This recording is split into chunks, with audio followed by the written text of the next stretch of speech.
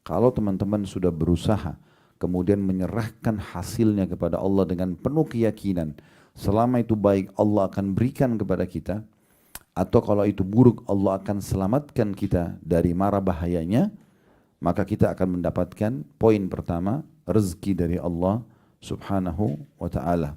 Ya. Karena Allah menyebutkan dalam surah At-Talaq, surah nomor 65 ayat 3. Potongan ayatnya, وَمَنْ يَتَوَكَّلْ عَلَى اللَّهِ فَهُوَ حَسْبُهُ. Assalamualaikum warahmatullahi wabarakatuh. Alhamdulillah, selalu saja lisan kita memuji Allah subhanahu wa ta'ala atas segala nikmat dilimpahkan kepada kita. Dan selalu kita ulangi nikmat Islam dan iman, karena dengan ini kita punya panduan hidup. Dan juga kita mengenal Tuhan kita Allah, kita mengetahui segala aktivitas yang boleh dan juga tidak boleh, dan mana yang boleh dinikmati, mana yang tidak boleh dinikmati, serta mana yang dilarang oleh Sang Pencipta Allah subhanahu wa ta'ala. Dan menjadi orang-orang yang beriman kepada Allah adalah sebuah nikmat yang melimpah, yang tidak terhingga. Karena orang-orang yang beriman bisa menikmati apa saja, bisa makan, minum, biologis, bekerja, mengejar prestasi terbaik di dunia, intinya 5 huruf yaitu halal, dan meninggalkan 5 huruf yang lain yaitu haram. Dan ini adalah sebuah kenikmatan yang melimpah. Plus lagi di akhirat nanti kita akan mendapatkan balasan yang sempurna dengan masuk ke dalam surga Allah subhanahu wa ta'ala, yang diisi dengan juga kebahagiaan yang tak terhingga. Semua yang Bapak Ibu rasakan dari kenikmatan di dunia ini adalah miniatur akhirat. Jadi misalnya kenikmatan makan, minum, tidur, berpakaian, apa saja yang merupakan kenikmatan adalah miniatur akhirat, di mana nanti di akhirat kita akan mendapatkan sesuatu yang sifatnya abadi. Kalau di dunia ini tidak ada kepemilikan abadi. Kalaupun rumah itu sekarang sertifikatnya atas nama kita, hanya sementara. Pasti akan berubah satu waktu nanti. Begitu juga dengan kendaraan. Dan apa saja di dunia ini kepemilikannya sementara. Ya, walaupun kita pasti saja mungkin memiliki status yang sama. Kayak misalnya suami istri juga di dunia pasti akan berpisah dengan kematian. Orang tua dengan anak juga sama. Nanti di akhirat baru kita akan memiliki sesuatu yang abadi. Sekali kita miliki istana, ya, kaplingan tanah kita di surga, maka sifatnya abadi. Sekali kita memiliki pasangan kita yang akan bersama di akhirat, maka akan selamanya. Dan seterusnya. Dan ini hanya diberikan untuk orang-orang beriman.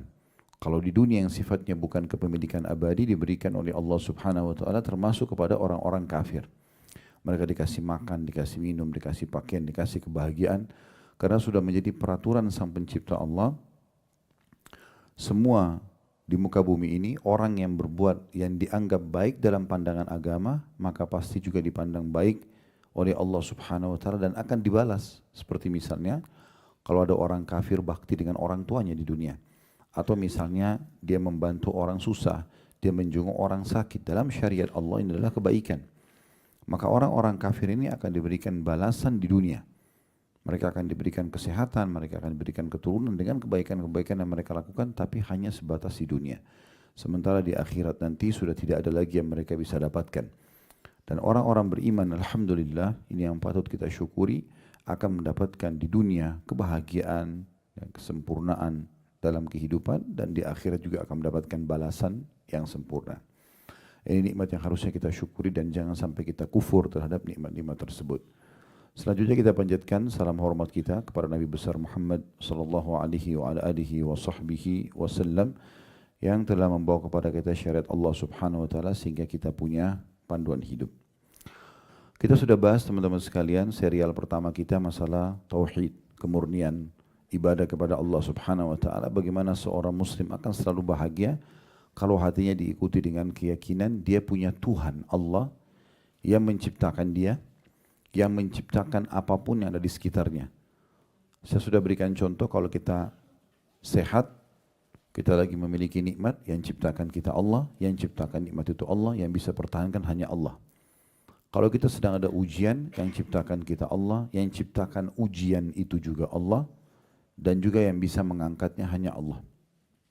Jadi memang ini poin dasar sekali. Kalau seandainya kita bisa faham poin ini, maka kita akan berbahagia selalu. Karena kita tahu kita punya Tuhan. Tidak perlu bergantung pada manusia, hanya bergantung kepada Allah subhanahu wa ta'ala. Kemudian serial kedua masalah introspeksi diri atau muhasabah. bagaimana seorang muslim harus peka, membesarkan nikmat yang ada, sehingga dia bersyukur dan juga melihat kepekaan dalam setiap peringatan Allah. Kalau ada sesuatu yang dia tidak suka walaupun kecil, maka dia segera kembali kepada Tuhannya, Allah Subhanahu wa taala.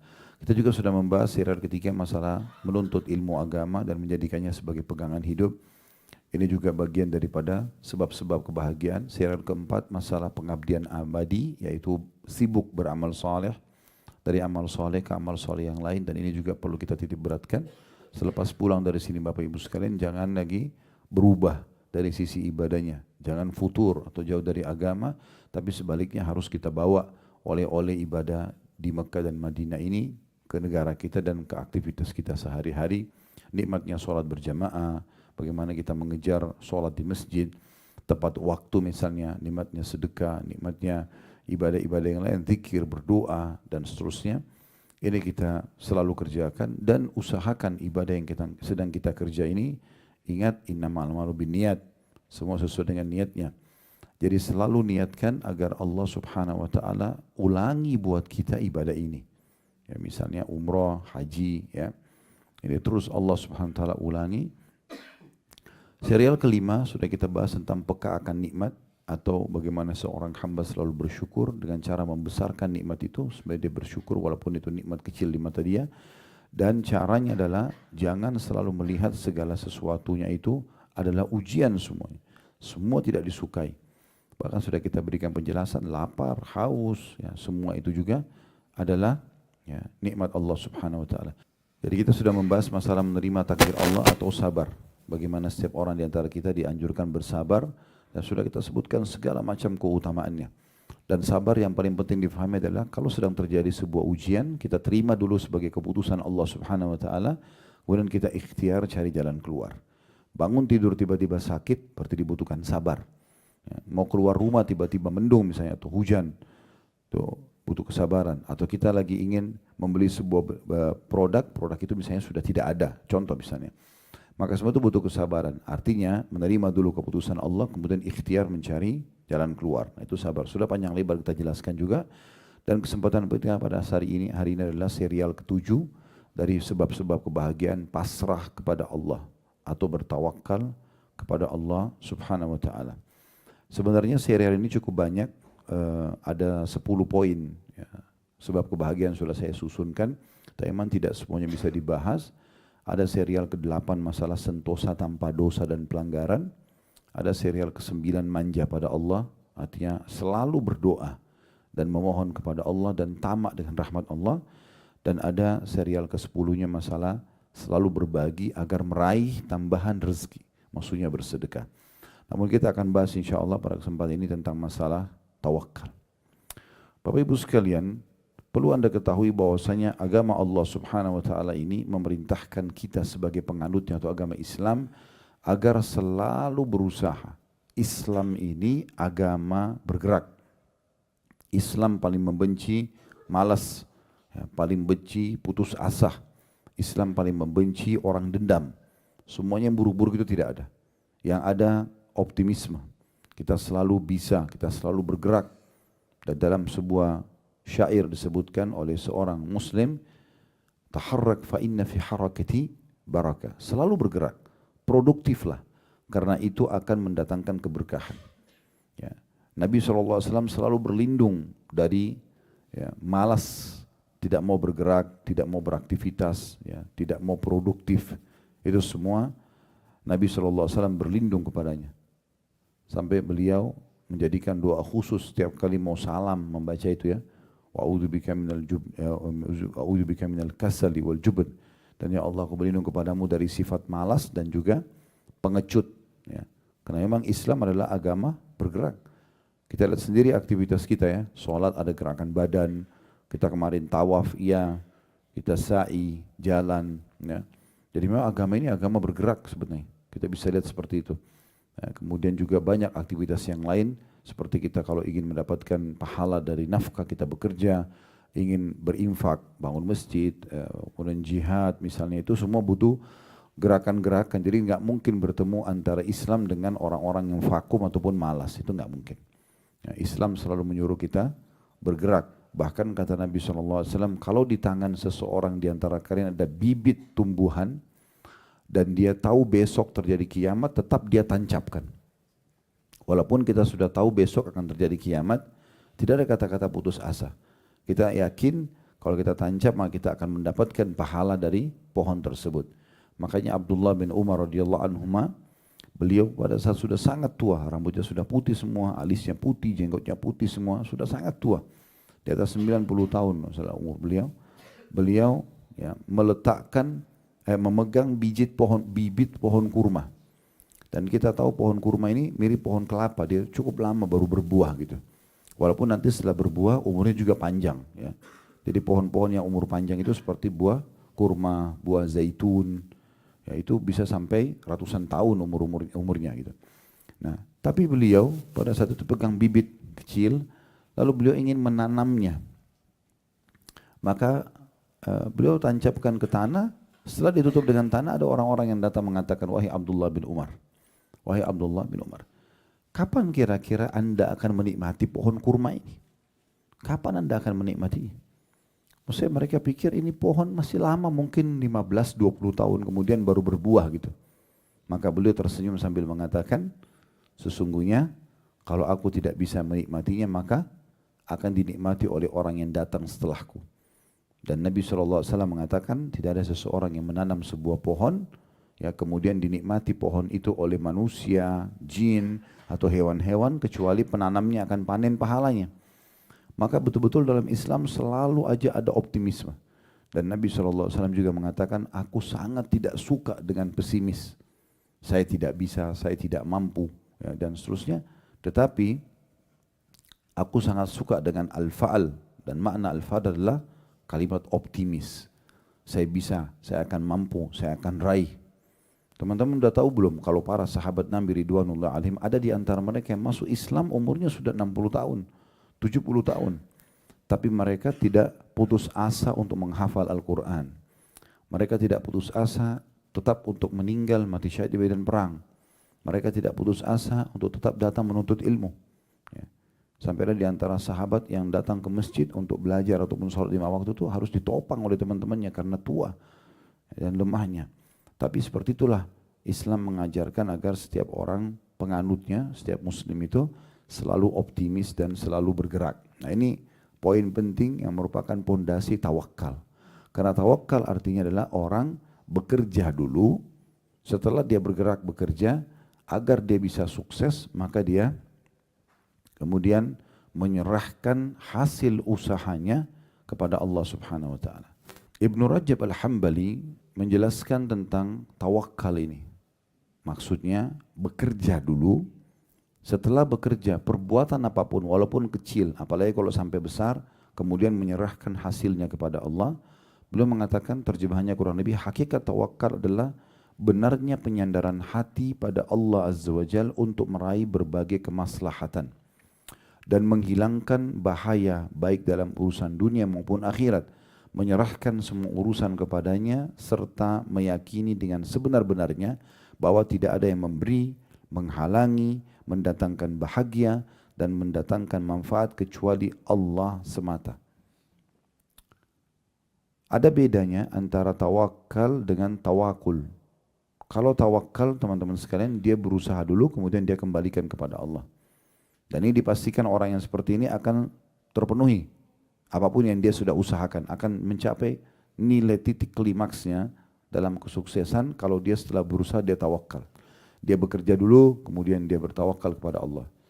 Dia mulai belajar baru dia tawakal kepada Allah. Jadi dia ikhtiar dulu. Maka dipastikan nanti hasil ikhtiarnya atau upayanya walaupun itu kecil, yang penting bukan sesuatu yang diharamkan dalam agama, pasti akan mendatangkan kebahagiaan. Dan pasti akan meraih apa yang dia inginkan. Seperti itulah. Yang penting dia ikuti hasil perbuatannya kepada tawakalnya. Dan kalau tawakul adalah seseorang yang menggantungkan sesuatu pada Allah tapi tanpa ikhtiar. Nah cara memahaminya begini. Pernah di Masjid Nabawi ini, masjid di depan mata kita yang alhamdulillah kita bisa sholat sekarang. Itu Bapak Ibu sekalian, ada satu sahabat dia ingin mendengarkan pengajian Nabi SAW. Begitu dia mau masuk masjid, dia lagi pegang tali kekangan untanya. Kemudian dia ragu antara ikat atau enggak ya. Terus dia bilang, ah sudahlah saya tawakal kepada Allah. Tidak diikat, kemudian dia mau masuk pengajian. Begitu kakinya menginjakkan kaki ke pintu masjid, untanya lari. Maka dia pun sibuk mengejar unta tersebut. Dan unta ini larinya cepat sekali. Dan dia kalau lepas susah untuk ditangkap. Makanya Nabi SAW menggambarkan orang yang punya hafalan Al-Quran, kemudian dia tidak menjaganya. Kata Nabi SAW, ya, itu ibarat unta yang lepas. Susah sekali untuk ditangkap. Karena unta itu apalagi kalau sudah lepas di padang pasir, ya, dia bisa hidup 3 hari 3 malam nggak makan, nggak minum. Mungkin kalau manusia sudah lemas, tapi unta bisa. Karena unta itu kalau minum air, teman-teman sekalian, dia bisa minum air sampai sekian liter yang air itu tersimpan di satu kantong di dalam perutnya, dan itu tidak bercampur baur dengan darah, dengan kotoran. Jadi kapan dia haus, ada satu sistem di tubuh unta itu yang bisa membuat air itu jalan membasahi tenggorokannya kemudian masuk kembali. Makanya orang-orang dulu itu kalau jalan, mereka kebanyakan menunggangi unta. Termasuk Nabi SAW dan para sahabat kalau perjalanan jauh mereka pakai unta. Kalau mereka kehabisan bekal makan dan minum, untanya disembeli, dimakan dagingnya, kantong airnya itu dipakai minum airnya. Yang Allah mengatakan wa ilal ibili kaifa khuliqat. Lihatlah bagaimana unta itu diciptakan, gitu ya. Karena keajaiban yang luar biasa yang ada pada unta itu. Ya. Baik teman-teman sekalian, sahabat ini mengatakan, saya bertawakal kepada Allah. Lalu dia masuk masjid, untanya lari. Dia kejar, tidak ketemu untanya. Sudah lepas, karena masa dulu mungkin kalau saya sekarang mungkin masih lebih mudah lah dalam kota. Mungkin orang bisa menghalangi dengan kendaraan dan segala macam. Mungkin ada senjata yang melumpuhkan misalnya. Kalau zaman dulu sulit sekali. Maka dia pun kembali ke masjid, pengajian sudah selesai. Karena Nabi SAW tanya, ada apa dengan kamu? Dia bilang, ya Rasulullah, tadi ceritanya begini. Kata Nabi SAW, keliru. Iqilha wa tawakkal ala Allah. Ikat dulu untamu, baru bertawakal kepada Allah. Jadi harus ada ikhtiar dulu, baru serahkan kepada Allah. Berapa banyak orang yang justru menganggap ini adalah hal ya, tidak penting. Mereka menganggap tidak penting untuk ya, berusaha dulu baru serahkan kepada Allah. Jadi jangan sampai kita nggak usah kunci mobil, nggak usah kunci rumah, toh nanti tawakal kepada Allah. Masuk maling, diambil, gitu kan? Nah seperti itu kurang lebih. Jadi kita harus memahami masalah ini. Tawakal kepada Allah ini memiliki banyak sekali keutamaan. Kalau teman-teman sudah berusaha, kemudian menyerahkan hasilnya kepada Allah dengan penuh keyakinan, selama itu baik Allah akan berikan kepada kita, atau kalau itu buruk Allah akan selamatkan kita dari mara bahayanya, maka kita akan mendapatkan poin pertama, rezeki dari Allah Subhanahu wa ta'ala. Ya. Karena Allah menyebutkan dalam surah At-Talaq, surah nomor 65 ayat 3. Potongan ayatnya, wa may yatawakkal 'alallahi fahuwa hasbuh. Siapa yang bertawakal kepada Allah, maka Allah akan jadi pencukup baginya. Jadi ini pencukup ini Ibnu Rajab mengatakan tawakal adalah seutama-utama sebab untuk mendapatkan rezeki. Karena memang Allah mengatakan fahuwa hasbu. Allah akan jadi pencukup baginya, maksudnya semua kebutuhan dia akan ya, dipenuhi oleh Allah Subhanahu wa ta'ala. Ya, tentu surah At-Talaq ayat 3 ini sebelumnya itu Allah menyebutkan ya, wa may yattaqillaha yaj'al lahu makhraja. Siapa yang bertakwa kepada Allah, dia patuh kepada Allah, maka Allah akan berikan kepadanya jalan keluar dari permasalahan hidupnya. Lalu wa yarzuqhu min haitsu la yahtasib, dan Allah akan memberikan rezeki dari tempat tidak disangka-sangka kepadanya. Ya. Wa may yatawakkal 'alallahi fahuwa hasbuh. Oleh karena itu kata Allah, siapa yang mengembalikan urusan hasil daripada perbuatannya kepada Allah, maka Allah akan jadi pencukup terhadap semua kebutuhan dia. Ya, disebabkan karena tawakal inilah kita akan mendapatkan ya, kecukupan. Di dalam sebuah ya, riwayat, Nabi SAW mengatakan kepada seorang sahabat namanya Abi Dzar Al-Ghifari radhiyallahu anhu, berhubungan dengan tafsir surah At-Talaq ayat 3 tadi. Wa may yatawakkal 'alallahi fahuwa hasbuh. Siapa yang bertawakal kepada Allah, Allah jadi pencukup baginya. Kata beliau sallallahu alaihi wasallam, "Lau anna an-nasa kulluhum akhadhu biha lakafahattum ya, lakafathum. Kalau seandainya manusia itu mengambil nasihat ini, dia betul-betul berusaha dulu, tidak vakum, kemudian mereka menyerahkan hasilnya kepada Allah, niscaya pasti ayat ini akan mencukupi baginya. Karena Allah telah menjanjikan. Ya. Yaitu seandainya manusia betul-betul bertakwa kepada Allah dan bertawakal, maka sungguh segala urusan dunia dan agama mereka akan mereka dapatkan. Akan mereka dapatkan. Ibnu Jarir At-Tabari rahimahullah dalam tafsir beliau menyebutkan dalam tafsir surah At-Talaq ayat 3, tafsir At-Tabari, barang siapa yang bertakwa kepada Allah dengan menjalankan perintah Allah dan menyandarkan hatinya kepada Allah, maka Allah akan memberikan kecukupan baginya.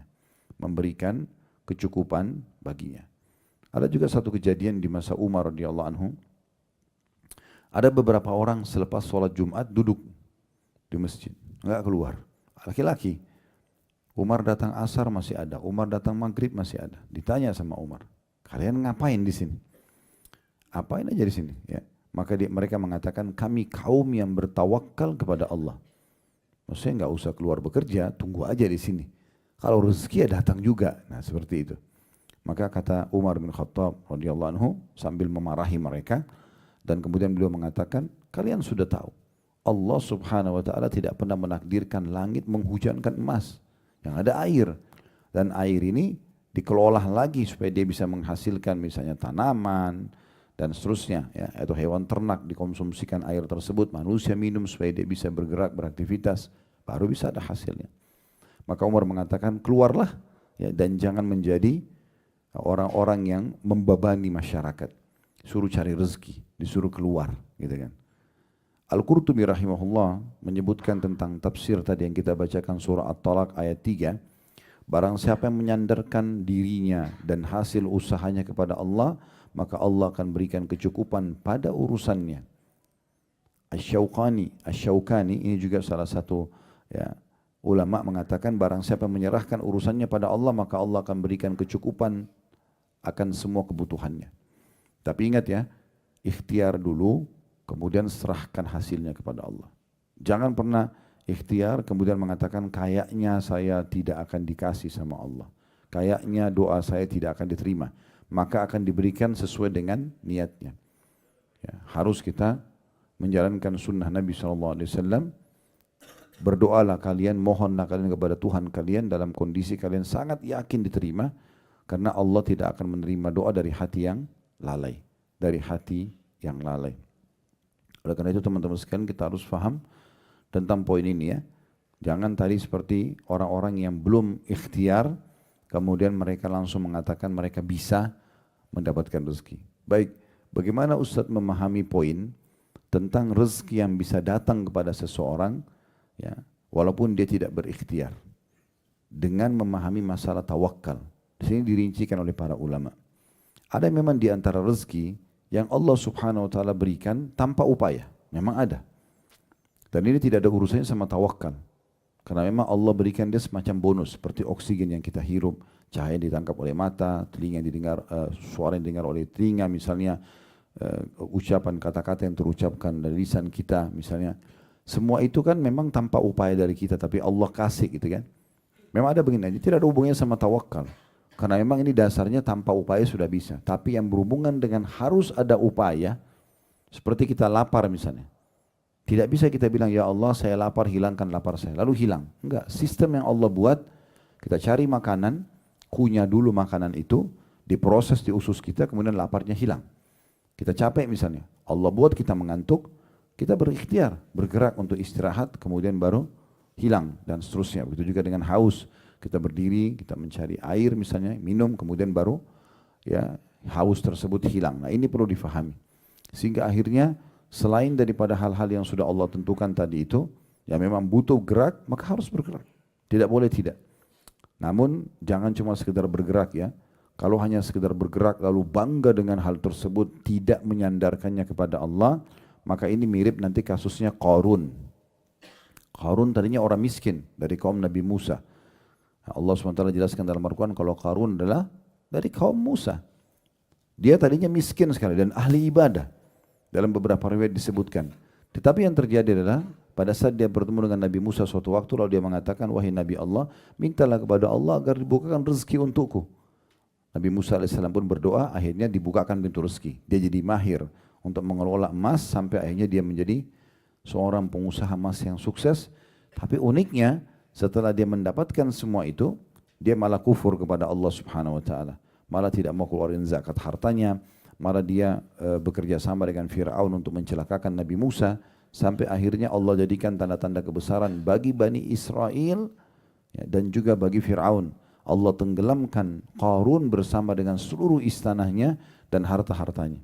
Dan Nabi Musa alaihissalam mengatakan tidak akan pernah ada yang bisa mendapatkan harta Qarun itu. Indonesia biasa bilang harta karun ya. Nah itu sebenarnya namanya Qarun karena semua harta dia dan dirinya ditimbun oleh Allah Subhanahu wa taala di satu lokasi yang pada saat itu di daerah Mesir, tapi sampai hari kiamat tidak akan ada yang bisa mendapatkan harta simpanan Qarun itu. Karena Nabi Musa alaihissalam menjelaskan itu setelah dibinasakan sama Allah di depan mata Bani Israel, di depan Fir'aun, mereka tahu betul istananya Qarun sangat besar, menyaingi istananya Fir'aun, hartanya banyak melimpah, pegawai-pegawainya banyak sampai digambarkan dalam Al-Quran untuk mengangkat kuncinya saja. Kunci pembuka gudangnya butuh banyak laki-laki yang kuat-kuat saking banyaknya hartanya. Maka pada saat itu Allah binasakan dan waktu itu ada sebagian dari Bani Israel coba mau ngorek-ngorek karena tahu titik rumahnya di mana. Lalu lewatlah sebagian orang-orang beriman mengatakan Allah telah turunkan firman-Nya kepada Nabi-Nya Musa kalau harta itu tidak akan ditemukan selamanya sampai hari kiamat. Maka Allah jadikan sebagai tanda-tanda kebesaran karena dia tidak menyerahkan urusannya kepada Allah. Dia anggap itu semua kemampuan dia. Oh bapak sama ibu pintar ya, cerdas ya sampai profesor. Ya itu karena memang saya hebat. Nah ini berbahaya sekali. Mirip sama Qarun. Alhamdulillah Allah sedang amanahkan ini misalnya. Ini memang saya cuma coba ikhtiar, Allah yang memberkahi. Nah itu contohnya. Nah, ini perbedaan antara orang yang tawakal dengan orang tidak tawakal gitu. Ya, itu poinnya. As-Sa'di berkata rahimahullah, barang siapa yang menyandarkan diri pada Allah dalam urusan dunia maupun agama untuk meraih manfaat, saya ulangi, barang siapa yang menyandarkan diri pada Allah dalam urusan dunia maupun agama untuk meraih manfaat dan terlepas dari kemudaratan, maka ia pun menyerahkan urusannya pada Allah, maksudnya supaya hasil usahanya maksimal dan juga tidak kena mudarat. Dia minta kepada Allah agar diselamatkan, maka Allah akan mencukupi urusannya. Jika urusan tersebut diserahkan pada Allah yang maha mencukupi atau al-ghani, diserahkan kepada zat yang maha kuat atau al-qawi, diserahkan kepada zat yang maha perkasa atau al-aziz, dan juga diserahkan kepada zat ar-rahim yang maha pengasih, maka hasilnya pun akan baik dari cara-cara yang dia tidak sangka. Namun kadang hasil tersebut tidak datang saat itu juga dan diakhirkan sampai waktu yang paling tepat. Maka maha suci Allah yang lebih mengetahui kapan seorang hamba itu mengetahuinya atau kapan hamba itu akan mendapatkannya.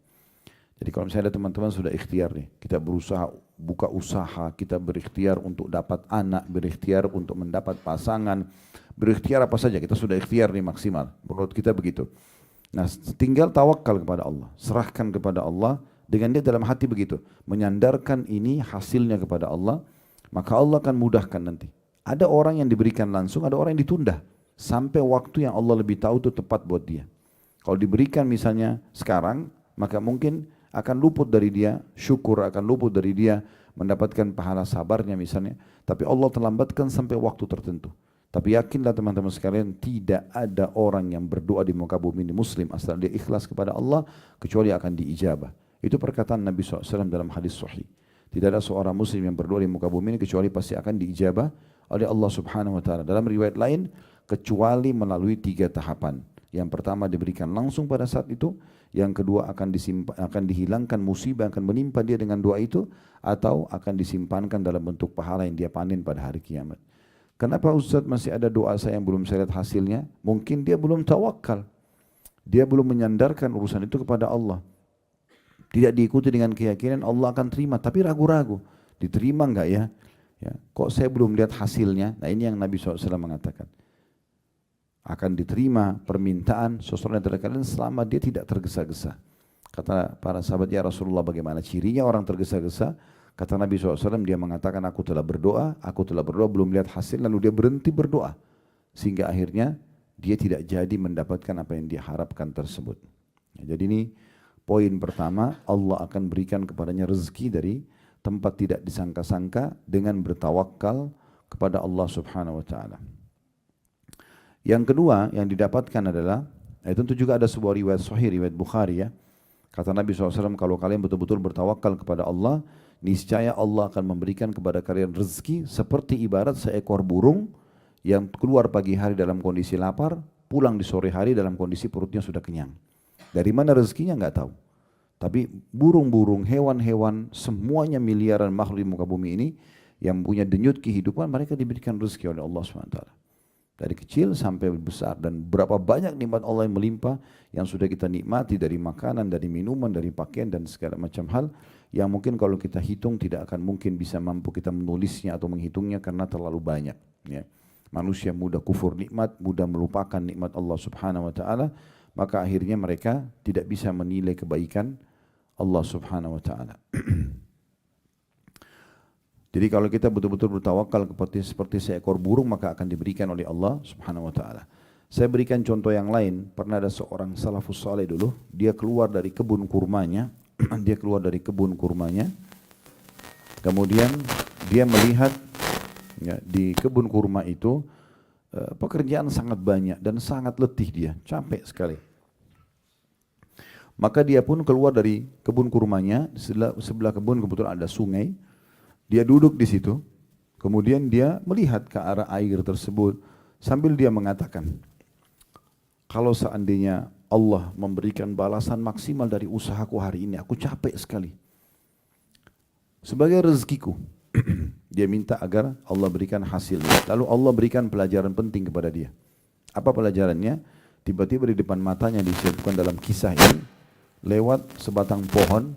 Di atas batang pohon itu ada seekor burung bangau, matanya buta burung bangau itu, dan salah satu kakinya patah. Dia berada di atas satu dahan pohon. Di atas dahan pohon kakinya, dia cuma tertopang satu kakinya, matanya buta, dan di atas batang pohon kakinya satu patah, dan dahan pohon itu lagi jalan mengalir bersama air. Maka orang ini mengatakan, saya ingin tahu bagaimana Allah memberikan rezeki kepada burung bangau ini. Subhanallah, sementara dia lagi merenungi kejadian tersebut, Allah ingin menghiburnya dan memperlihatkan kepada dia sebuah pelajaran penting. Maka dari kejauhan ada satu burung elang terbang, kemudian mencengkram ikan dengan kukunya. Setelah itu dia terbang kembali. Pas burung elang itu terbang, lepas cengkeraman kakinya dari ikan yang dia pegang, cengkeraman kukunya ke ikan itu, dan ikan itu jatuh pas di depannya burung bangau yang ada di atas batang pohon tadi. Burung bangau ini hanya mencium bau ikan, kemudian menurunkan kepalanya lalu kemudian memakannya. Lalu dia mengatakan, Maha Suci Allah yang telah menentukan rezeki hamba-hambanya. Dalam kisah yang lain, Ibnu Qayyim rahimahullah juga pernah, beliau melihat ada seekor ular pada saat beliau ingin menuju ke satu tujuan, dan ada ular jalan di semak belukar, tapi kelihatan ular itu terlihat matanya semuanya putih. Ya. Matanya semuanya putih. Ya. Berarti ular itu buta. Maka kata Ibnu Qayyim rahimahullah, saya ingin lihat bagaimana Allah kasih rezeki kepada ular ini. Kemudian Ibnu Qayyim bilang, saya ikutin. Ular itu pelan-pelan di antara semak belukar, ular ini jalan terus sampai kesentuh badannya di satu dahan pohon, dia pun naik ke atas. Begitu dia naik ke atas, Ibnu Qayyim bilang, saya angkat kepala saya melihat ular ini mau kemana. Ada dahan pohon, ya. Kemudian ular itu naik ke atas, di sebelahnya rupanya di dahan pohon itu ada satu anak burung yang sedang membersihkan sayapnya, tidak sadar kalau di sebelahnya ada ular. Ular juga buta, tidak melihatnya. Tapi begitu dia mencium bau burung tersebut, dia menyergapnya dan memakannya. Kata Ibnu Qayyim, Maha Suci Allah yang telah menentukan rezekinya burung ini. Ya. Dan ini sebuah hal yang luar biasa gitu.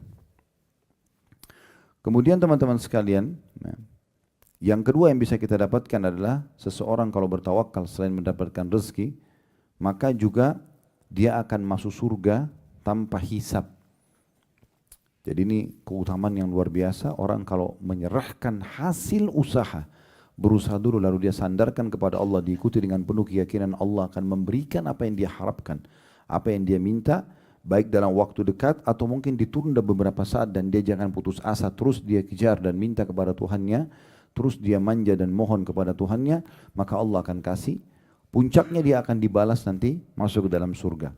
Sebagaimana hadits Ibnu Abbas radhiyallahu anhu, beliau mengatakan bahwasanya Rasulullah SAW bersabda, "Yadkhulul jannata min ummati sab'una alfan bighairi hisab." Akan masuk surga dari umatku 70.000 tanpa dihisab. Ya, semoga kita termasuk insyaallah ini. Tanpa dihisab maksudnya tidak pula lagi ditimbang-timbang amalnya. Memang ada orang ini VIP, ya. Insyaallah ada satu judul ceramah yang kami susun, jadilah VIP, ya. Itu anti materi tabligh akbar insyaallah. Tujuannya untuk membahas bagaimana setiap orang muslim harus jeli selama mereka hidup. Mereka kenapa tidak menjadi orang-orang yang VIP yang bisa lolos di dunia, dapat rezeki dengan mudah, mudah disukai oleh manusia, disukai oleh Tuhannya, dan ada caranya semua untuk menjadi orang seperti ini. Fasilitasnya sangat bagus di dunia, di akhirat juga mereka akan mendapatkan yang terbaik, bahkan melewatin sirat golongan pertama seperti kilat cepatnya masuk surga dan mendapatkan derajat tertinggi. Semuanya bisa akan didapatkan. Kata Nabi SAW, akan ada 70.000 dari umatku, mereka masuk surga tanpa hisab dengan sangat mudah. Ini VIP ini. Lalu kata Nabi SAW, humul ladina la yastarqun. Mereka adalah orang-orang yang tidak minta diruqyah. Ya. Dari sini maksudnya ada orang yang tanpa sebab, tidak ada masalah sihir, tidak ada masalah apa, tapi mereka suka bergantung pada ruqyah. Bisa bermakna itu, kalau ruqyahnya adalah ruqyah membaca ayat-ayat Al-Quran untuk berobat, atau bisa juga bermakna ruqyah di sini adalah ruqyah, ya, minta dalam secara etimologi atau bahasa, minta guna-guna, orang yang minta diguna-gunain, ya. Karena dia dalam secara etimologi juga bisa bermakna bacaan yang ditiupkan, gitu ya. Tapi intinya di sini sebenarnya ulama mengatakan mereka tidak minta ruqyah, tidak minta untuk dibacakan ayat-ayat, sementara mereka tidak bermasalah. Kalau ada seseorang antara kita memang ada rasa masalah, misalnya dia merasa memang sering kesurupan, sering ketindihan, sering mimpi-mimpi buruk misalnya, lalu dia minta diruqyah, ini berbeda, bukan tidak masuk dalam hadis ini. Mereka orang-orang yang tidak disebutkan dalam hadis ini, karena Nabi SAW pernah menyuruh istri-istri beliau diruqyah. Ya, pernah Aisyah diruqyah, Nabi SAW pernah diruqyah oleh Jibril pada saat beliau sakit. Ya, waktu Jibril dalam hadis sahih menanyakan kepada Nabi SAW, ada apa dengan Muhammad? Kata Nabi SAW, aku sedang sakit, terganggu. Maka Jibril pun membaca doa ruqyah masyhur, Bismillah arkik, min kulli syarrin yu'dhik, wa min syarri nafsin wa ainin hasid, Allah yashfiki, Bismillah arkik. Maka ini ya yang dibaca oleh Jibril kepada Nabi Muhammad SAW tentang doa ruqyah. Ya, berarti dibolehkan gitu ya. Bahkan kata Nabi SAW, la ba'sa birruqyah ma lam takun syirkan. Boleh beruqyah selama tidak ada kesyirikan di situ. Maksudnya adalah memang ada sebabnya. Ya. Kemudian yang kedua, wala yatatayyarun, dan mereka tidak ya menggantungkan nasibnya pada benda-benda atau menganggap adanya sial-sial. Ya. Maka ini juga ciri orang yang masuk surga tanpa hisab. Mereka tidak tatayur. Nah, asal mula bahasa tatayur Bapak Ibu sekalian adalah orang-orang Arab dulu, mereka punya satu tradisi, mereka datangin satu dukun di Mekah, dukun itu dibayar, kemudian dukun ini siapin satu kotak, di situ ditaruh 3 lembar bulu burung merpati, ditulis lakukan, yang kedua tidak lakukan, yang ketiga kosong. Setiap kali dia melakukan satu aktivitas, maka dia selalu menggantungkan nasibnya pada bulu burung itu. Dia datang, dibayar dukun itu, dimasukkan tangannya dalam kotak, dia dengan tutup mata, nanti kalau keluar tulisan lakukan berarti dianggap dia akan sukses, kalau keluar jangan lakukan berarti dianggap akan ada musibah menimpa kalau dia lakukan, safar, bekerja, menikah dan seterusnya. Dan kemudian kalau keluar yang tidak ada tulisan dia harus mengulanginya, ini namanya tatayur. Atau ada tradisi jahiliyah yang lain, mereka ambil burung, kemudian mereka terbangkan burung itu. Kalau ke arah yang dia akan pergi ke sana, ya, misalnya dia mau ke arah barat, burungnya itu terbang ke arah barat, berarti dia akan selamat di jalan. Kalau arahnya ke arah lawan arahnya yang dia mau pergi, berarti dia akan celaka. Nah, ini namanya tatayur, ini tidak boleh. Ya, kalau Bapak Ibu ingin masuk surga tanpa hisab, tidak boleh tatayur. Nah, masuk dalam tatayur ini seperti kemarin kita kasih contoh ya, kalau tangan kanan gatal, ya itu kemudian mau keluar uang, tangan kiri gatal mau dapat uang, kelopak matanya kedap-kedip atas mau senang, kalau di bawah mau sedih. Ya apalah, mungkin Bapak Ibu lebih tahu tradisi di sebagian kota kita, maka itu semua tidak boleh, itu masuk dalam tatayur, ya menggantungkan nasib pada benda-benda seperti ini nggak boleh. Atau menganggap ada hari sial, ya. Hari Selasa itu dianggap hari sial misalnya. Kalau ada orang kecelakaan, oh memang karena hari Selasa, nah itu semua termasuk tatayun. Kemudian Nabi SAW mengatakan ciri yang ketiga orang masuk surga tanpa hisab, wa ala rabbihim yatawakkalun, dan mereka bertawakal kepada Rabb mereka. Ternyata ini penyebab seseorang itu masuk ke dalam surga tanpa hisab, masuk ke dalam surga tanpa hisab. Jadi ini penting sekali untuk difahami, ya. Dari dalam merealisasikan tawakal ini tidaklah menafikan seseorang untuk berusaha dan mencari sebab-sebab yang telah Allah tentukan, ya, bahkan dianjurkan orang untuk berikhtiar dan mencari sebab-sebabnya. Hanya saja setelah dia berusaha, maka dia serahkan kepada Allah subhanahu wa ta'ala. Ya. Al-Munawi coba menanggapi hadis tadi yang saya sebutkan tentang burung, ya, yang kata Nabi SAW, "Lau annakum tatawakkaluna 'ala Allahi haqqa tawakkuli." Kalau kalian benar-benar bertawakal kepada Allah sebenar-benar tawakal, maksudnya menyerahkan setelah berusaha hasilnya kepada Allah, la razaqakum, maka pasti Dia akan memberikan kepada kalian rezeki kama yarzuqut tayra, sebagaimana Allah memberikan rezeki seekor burung, tagdu khimasan wa taruhu bitana, yang pergi pada pagi hari dalam kondisi lapar, kembali sore hari dalam kondisi kenyang. Al-Munawi mengatakan tentang tangkapan hadis ini, burung itu pergi pada pagi hari dalam keadaan lapar, dan karena dia ikhtiar, dia keluar bekerja, dia berusaha mencari, maka ketika tiba sore hari dia kembali dalam keadaan kenyang. Namun usaha ini bukanlah yang memberi rezeki, yang memberi rezeki adalah Allah Ta'ala. Hal ini menunjukkan bahwa tawakal tidak harus meninggalkan usaha. Tawakal haruslah dengan melakukan berbagai usaha akan membawa hasil yang diinginkan, dan pasti akan diberikan rezeki, ya, dari tempat-tempat yang tidak disangka. Ibnu Allan mengatakan bahwa As-Suyuti sempat berkata, ini nama-nama ulama, Al-Baihaqi mengatakan dalam Syu'abul Iman, hadits ini bukanlah dalil untuk duduk-duduk santai, enggan melakukan usaha untuk memperoleh rezeki. Bahkan hadis ini merupakan dalil yang memerintahkan untuk mencari rezeki, karena burung tersebut pergi di pagi hari untuk mencari rezeki.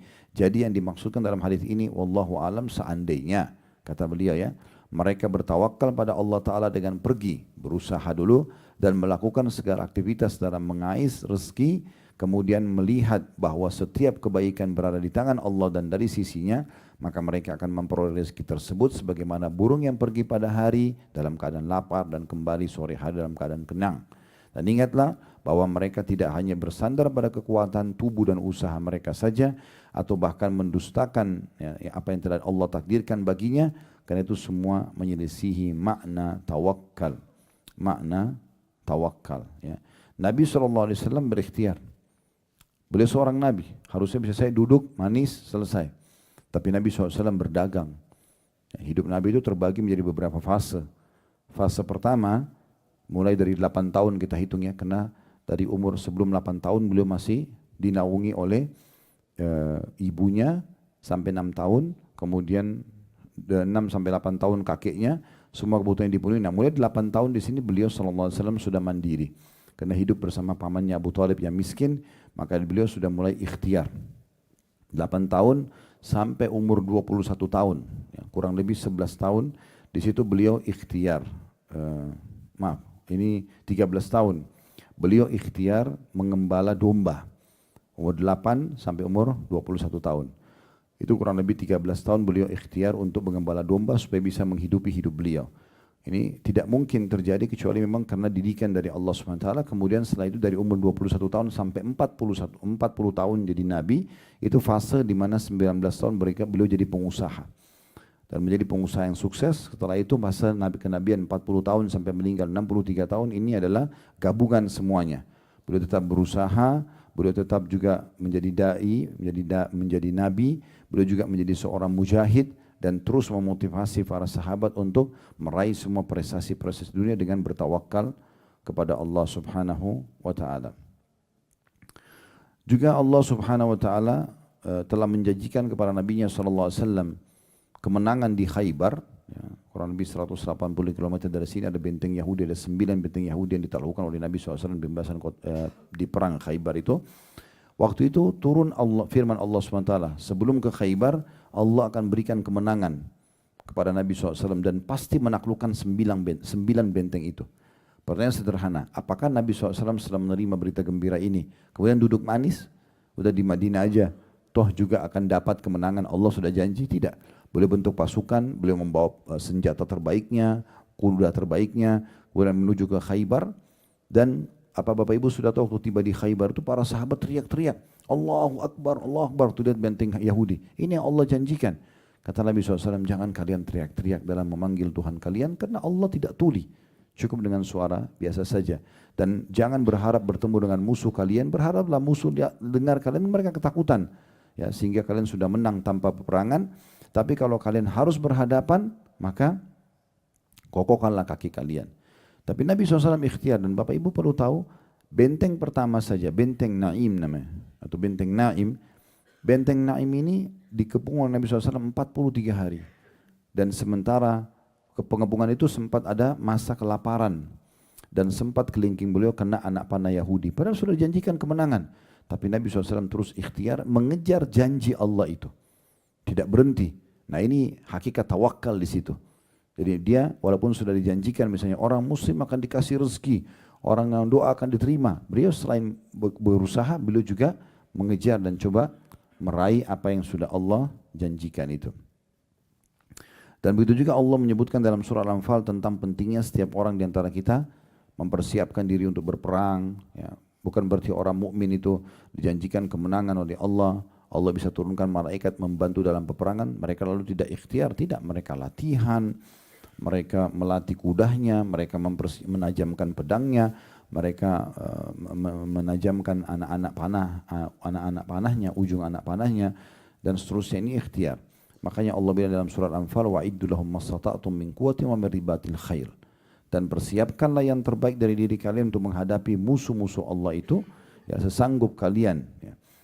Dan juga dengan melatih kuda-kuda yang ditambat untuk berperang. Jadi semua ini adalah makna daripada tawakal kepada Allah Subhanahu wa ta'ala. Ini kurang lebih gambaran tentang masalah tawakal. Maka kita harus memahami, kerja dulu, berusaha dulu, kemudian kita serahkan kepada Allah Subhanahu wa ta'ala. Mungkin begitu saja, kita tutup dengan kafaratul majlis. Subhanakallahumma bihamdika asyhadu an la ilaha illa anta astaghfiruka wa atubu ilaik. Wassalamualaikum